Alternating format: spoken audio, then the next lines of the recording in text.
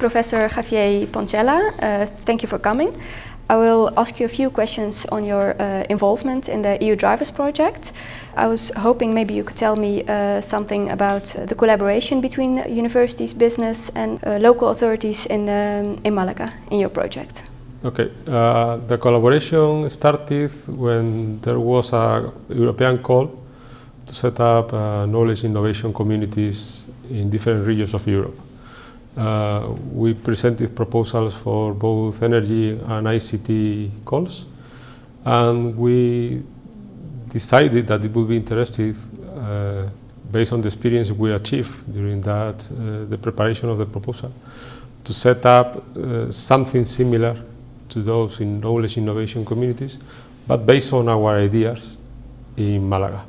And the principles we were looking, or we were trying to set up, was that instead of fostering the collaboration between every stakeholder and every company in different offices, was to set up projects that would work in one physical site with people from different companies, working either at full time or partial time, but sharing ideas, sharing coffee, sharing knowledge, personal contact, so that they could foster the emergence of ideas in a different way as usual, not project-led, where each company or each organization was responsible for one different part of the project. The idea was to set up the project as a whole in one place. For that, we needed the support of the companies, which was why we invited the technological park to be part of the project, and the municipality, because the municipality has been in Malaga quite active for the last 6-7 years in the ICT area. And can you tell me something about the communication between the different stakeholders? Communication between different stakeholders is realized via people in the second layer.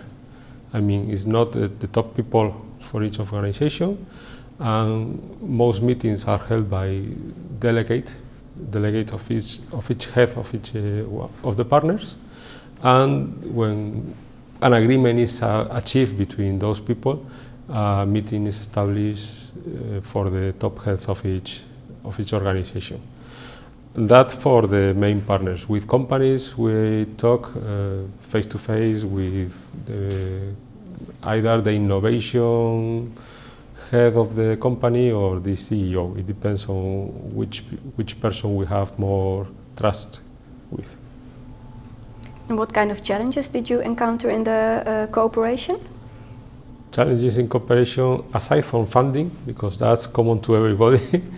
The main challenge is to explain what we wanted to do at the beginning. It's not easy for people to let some of their employees to go a different place, not to control completely the project, and not to know who, or no, in fact, it's not to not knowing.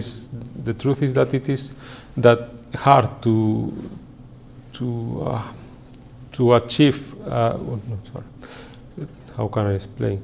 It's hard for them to work in a different way and to give out knowledge. That's something I mentioned this morning, and it's true. People don't want to give their IPR rights out to other people, even if there are agreements that have been signed by everybody.